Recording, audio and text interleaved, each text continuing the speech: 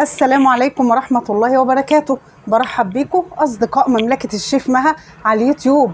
كل سنة وانتم طيبين بمناسبة أعياد الربيع وشم النسيم. طبعا كلنا مستنيين شم النسيم علشان ناكل ايه؟ ناكل الفسيخ. وناكل ايه كمان مع الفسيخ؟ ايوه، سمعة واحدة بتقولي المنجقونة. المنجقونة من أهم العادات اللي تعودنا عليها ان احنا ناكلها في شم النسيم. النهارده بقى حبايب قلبي هعمل لكم احلى منجقونه على الطريقه البورسعيديه. يلا بينا نبدا مع بعض ونقول مع بعض المقادير. عايزه اقول لكم حاجه قبل ما ابدا الفيديو. برحب معايا برضو النهارده في الفيديو بمدام فاطمه الشوا، لانها خبيره مش في البروتين والكرياتين والتريتمنت وليالي الحنه والسويت والحاجات اللي انتوا بقى عارفينها دي وبس، لا ده خبيره كمان في المنجقونه، وهي اللي هتقول لي المقادير معانا مع بعض كده ونتعرف على المقادير. يلا يا فاطمه. كيلو دقيق. كيلو دقيق، تمام. معانا 3 بيضات. اوكي، 3 بيضات. معانا كوبايه سكر او 3/4 على حسب ما انت عايزه. على حسب عايزه، يعني المنجقونه مسكره ولا ايه سكرها قليل شويه على حسب الرغبه. ده سكر مطحون ناعم. ده سكر ناعم. كوبايه او 3/4. تمام. كوبايه لبن. اوكي.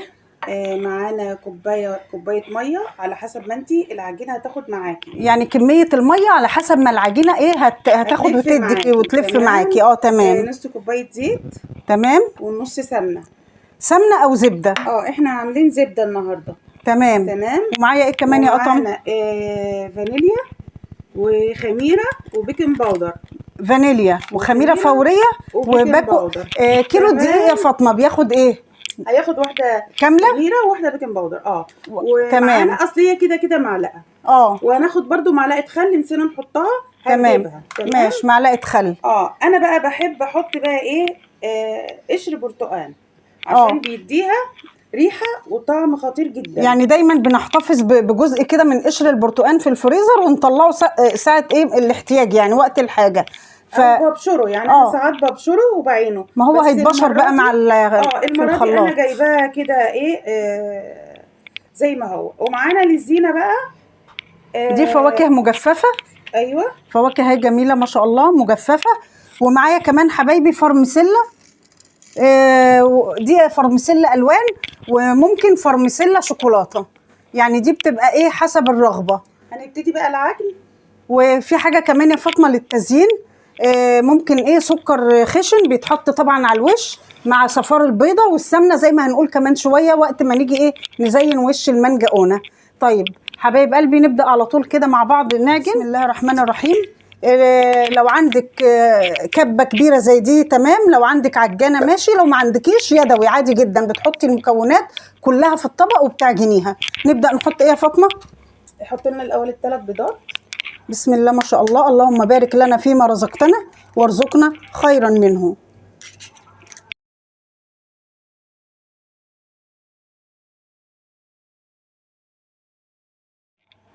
بسم الله ما شاء الله. نحط السمنه. لازم يا جماعه يعني بقدر الامكان نحاول نطعم الاكل بمعلقه سمنه او زبده بلدي، لان بيودي الحاجه بصراحه في حته تانية خالص. ده كده زي ايه اسانس البرتقال كده، بتدي طعم في منتهى الجمال. نحط السكر البودره. بسم الله الرحمن الرحيم.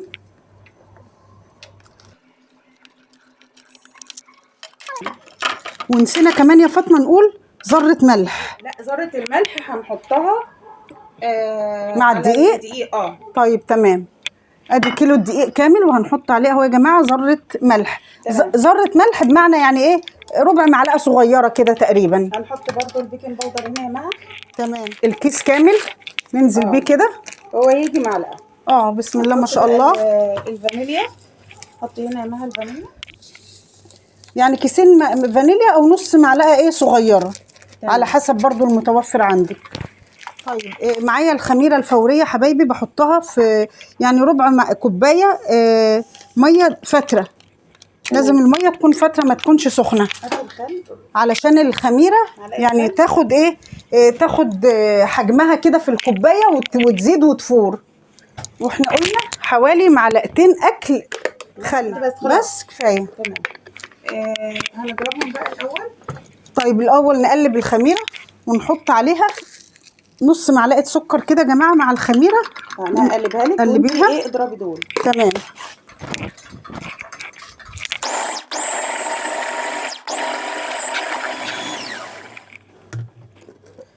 هتزودي اللبن. تمام. تمام.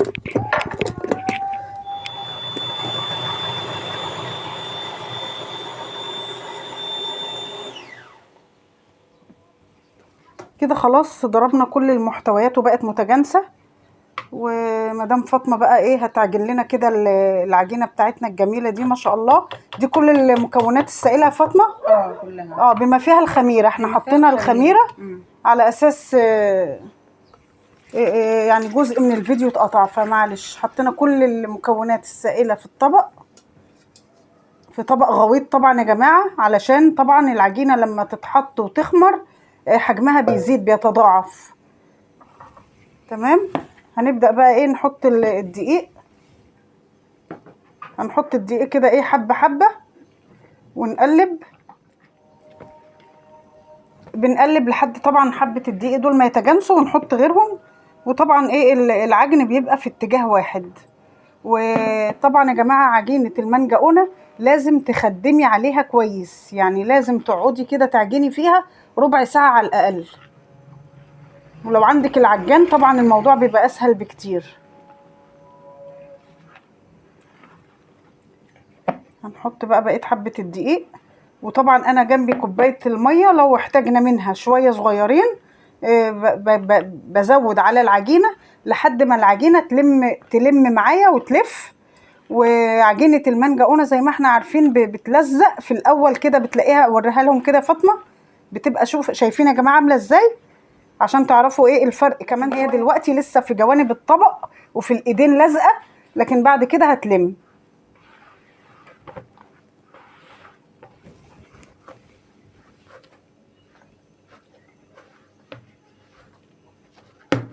كده بسم الله ما شاء الله والله اكبر. كده لمينا العجينه ما شاء الله يا جماعه. شايفين العجينه بقت عامله ازاي؟ لفت في ايديها وعامله ازاي بعد ما كانت ملزقه في ايديها وفي الجوانب بتاعه الطبق. دلوقتي كلها بقت قطعه واحده او زي الكوره كده كورتها اهي. ها انت خدتي سمنه على ايدك؟ لازم احط سمنه على ايدي عشان نلم بها العجينه. لازم نحط السمنه على ايدينا كده اهو. بصوا هنلم بها العجينه كده اهي. استنى شوفوها كده ما شاء الله اهي. ايه الجمال ده يا بطه حبيبتي. الله يسعدك يا رب. انا لاحظت ان انت ما استخدمتيش الميه كلها، خدتي حبه صغيرين. شويه صغيرين على حسب ما العجينه تلف في ايديكي. تمام. اللي قولي لي يا مها بقى. نعم. بيسموها المانجاونة البورسعيدي. بصي يا ستي المانجاونة البورسعيدي. انتوا عارفين طبعا يا حبايبي ان زمان ايام الاحتلال كان في ناس جريج ويونانيين وايطاليين كانوا عايشين طبعا هنا في بورسعيد فترة الاحتلال وما قبل الاحتلال، يعني قعدوا سنين في بورسعيد. فكان في احد الباعة اللي بيبيع حلويات معاه عربية متحركة او بائع متجول، وكان بيبيع نوع من الفطائر على العربية دي شبه كده المانجاونة. فكان يقعد ينادي يقول ايه مانجاونة مانجاونة. عارفين يعني ايه كلمة مانجاونة؟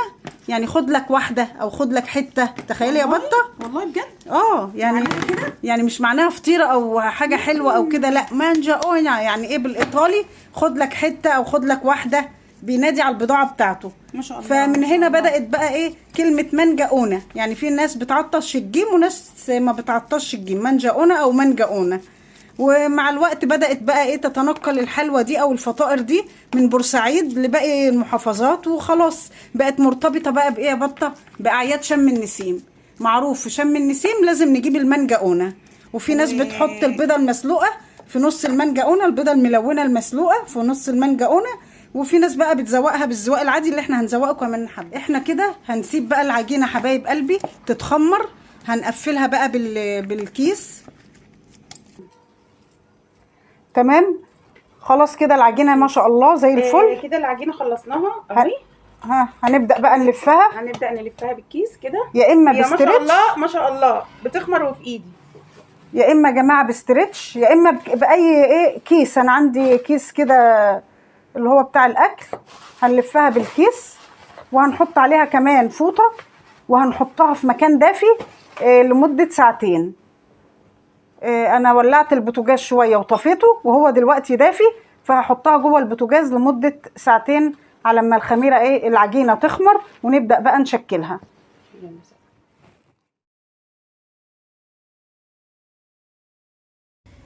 هنبدا بقى نحط شويه زيت كده على الرخامه او على اي فلانش عندك، بس انا طبعا غاسله الرخامه اهي ومخليها زي الفل، وابدا اوزع كده الزيت عليها.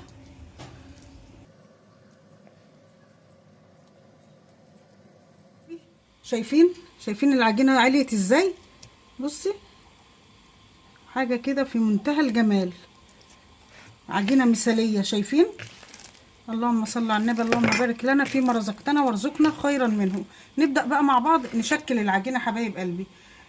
هجهز بس الخلطه اللي انا هزوق بيها او هدهن بيها الوش. عباره عن صفار بيضه، حبه لبن يعني حوالي معلقتين كده كبار لبن، تمام، وبرده معلقتين سمنه بلدي سايحه. هحط بقى على كل دول حبه رشه فانيليا.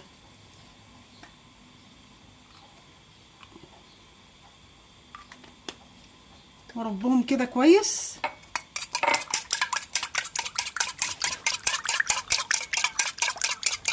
خلاص كده ده السائل اللي انا هدهن بيه وش المنجقونه. هنبدا بقى نجيب الصاجات، بسم الله ما شاء الله، ونبدا ندهنها حبه زيت. اوزع الزيت على المساحه بتاعه الصاج. شايفين يا حبايبي العجينه الحلوه بتاعتنا؟ عملتها كده بالشكل ده علشان ابدا اقطعها قطع، يعني قطع كده على ذوقك كده، يعني فهماني؟ قطع مش كبيره قوي بحيث تبقى سهله في الاستخدام.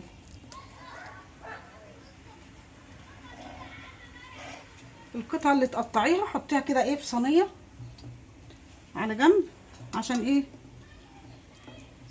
نبدأ نشكلها. قطعنا العجينة بالطريقة دي، ده لسهولة الاستخدام مش اكتر، يعني دي برضو خطوة اختيارية، ممكن تعمليها وممكن ما تعمليهاش. تمام، تبدأي كده تاخدي اول حاجة، والتشكيل ده بقى انا عايزاكوا تفننوا فيه، يعني عايزاكوا كده تبدعوا. هناخد قطعة كده ونبرمها، ولو كبيرة ممكن نصغرها. بسم الله الرحمن الرحيم. انا عايزاها طويله جدا على قد ما تقدر.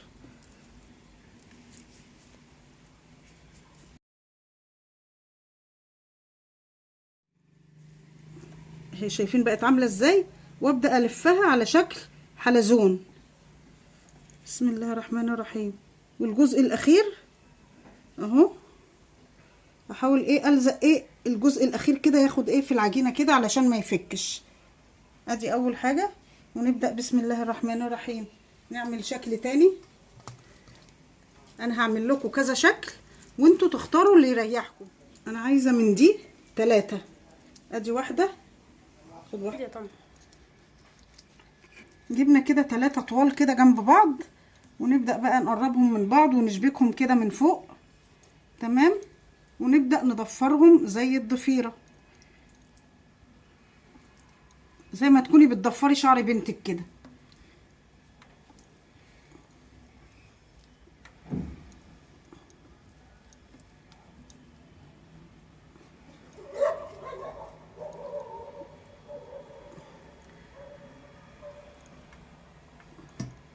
وهتبداي بقى تلفي الضفيره دي كده تعمليها كحكه.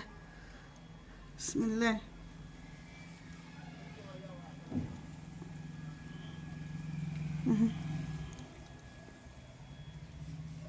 ادي شكل. ونراعي لما نحطها جنبها يبقى في بينهم مسافه. وبرده زي ما قلت في اللي قبلها ان الجزء الاخير ده تحاولي تجيبيه لتحت كده وتلزقيه علشان ما تفكش من بعضها. بسم الله ما شاء الله. طيب هنعمل بقى شكل تاني. دول برضو 3 كده عملتهم بالشكل ده، وهثبتهم من فوق كده، تمام، وابدأ برضو ضفيرة، تمام.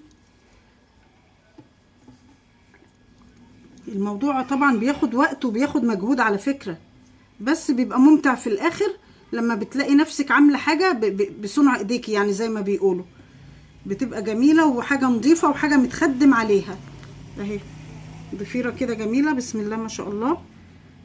وزي ما هي طويلة كده هبدأ ايه احطها في الصينية بالشكل ده كده. طيب ناخد واحدة تانية بقى عشان ايه بقى المفاجأة؟ البيضة. ايوه يا بطة بتقول عشان البيضة.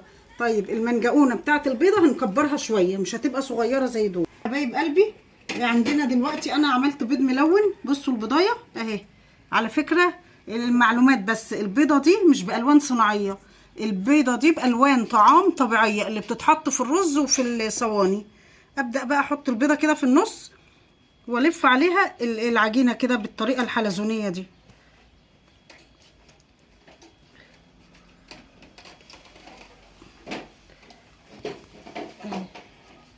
شايفين؟ طيب اعمل واحدة تانية بلون تاني. بقى صوت واصل. طب يلا هنبدأ بقى نحط شوية زيت كده على الرخامة او على اي فلانش عندك، بس انا طبعا غاسلة الرخامة اهي ومخليها زي الفل، وابدأ ايه اوزع كده الزيت عليها.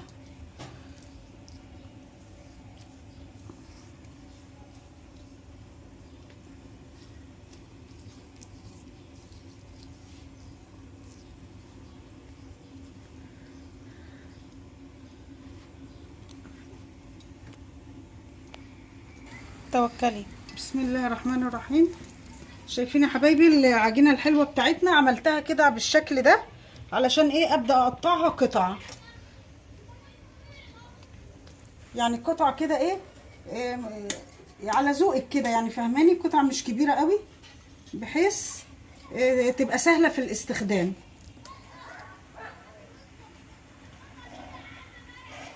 القطعة اللي تقطعيها حطيها كده ايه في صينية على جنب عشان ايه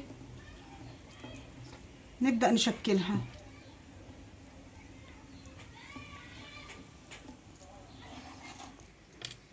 قطعنا العجينة بالطريقة دي، ده لسهولة الاستخدام مش اكتر، يعني دي برضو خطوة اختيارية ممكن تعمليها وممكن ما تعمليهاش. تمام. تبدأي كده تاخدي اول حاجة، والتشكيل ده بقى ايه انا عايزاكم تفننوا فيه، يعني عايزاكم كده تبدعوا. هناخد قطعة كده ونبرمها، ولو كبيرة ممكن نصغرها. بسم الله الرحمن الرحيم. انا عايزاها ايه طويلة جدا على قد ما تقدر، يعني شايفين البرم؟ تتبرم كده بطريقة ظريفة.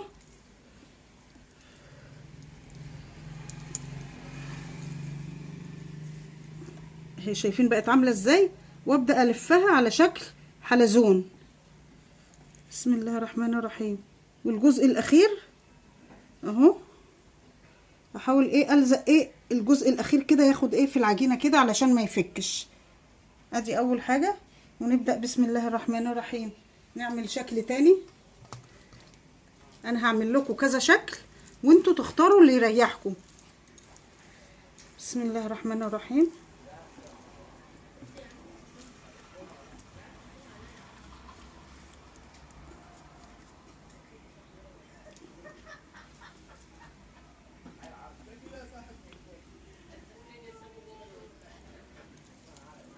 انا عايزة من دي 3، ادي واحدة، خد واحدة كمان.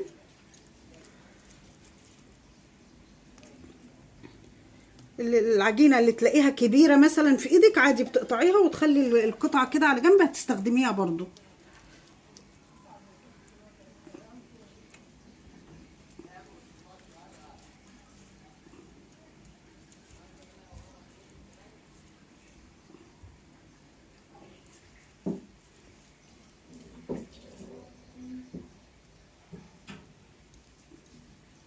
ماشي، ناقص واحدة كمان.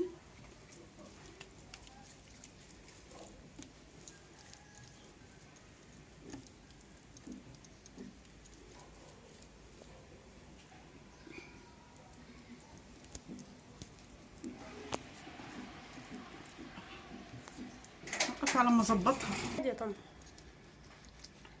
جبنا كده 3 طوال كده جنب بعض، ونبدأ بقى نقربهم من بعض ونشبكهم كده من فوق. تمام.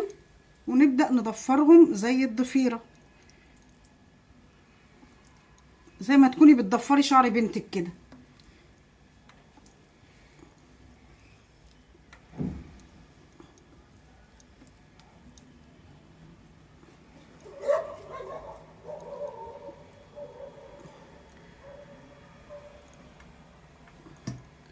وهتبدأي بقى ايه تلفي الضفيرة دي كده، تعمليها كحكة.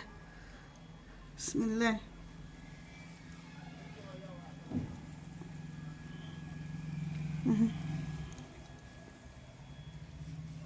ادي شكل.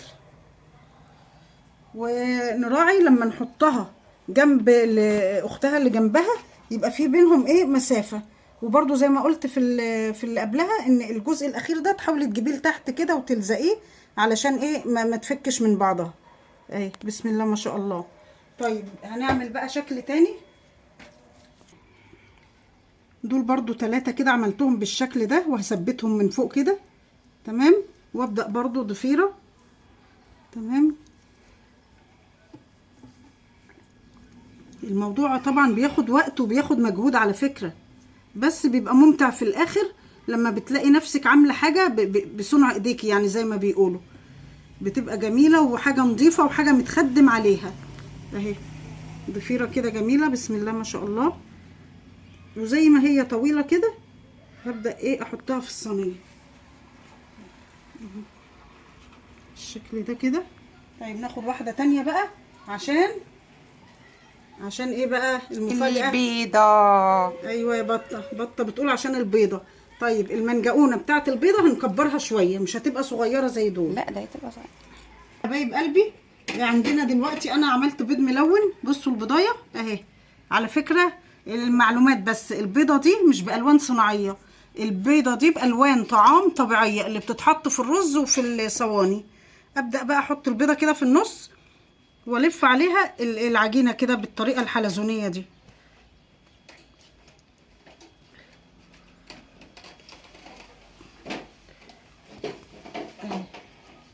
شايفين؟ طيب اعمل واحده تانية بلون تاني.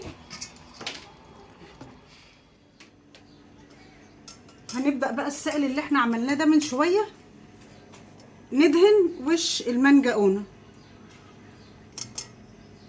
وطبعا زي ما انتوا شايفين كده يا حبايبي، يعني انا عملت اشكال كتيرة مختلفة. التشكيل ده انت تقدري تفنني فيه زي ما انت عايزة. يعني انا عملت حرف الاس اهو عشان سجود بنتي طبعا، وعملت حرف الام اهو عشاني انا مها. تمام. وضفيرة بقى وحلزون ووردة حاجات كتير يعني ما شاء الله. دهنت كل الوش. ابدا بقى ايه ازوقه. ماشي. ابدا ارش سكر الاول، وانا ممكن ايه ارش بايدي طبعا اسهل. سكر خشن.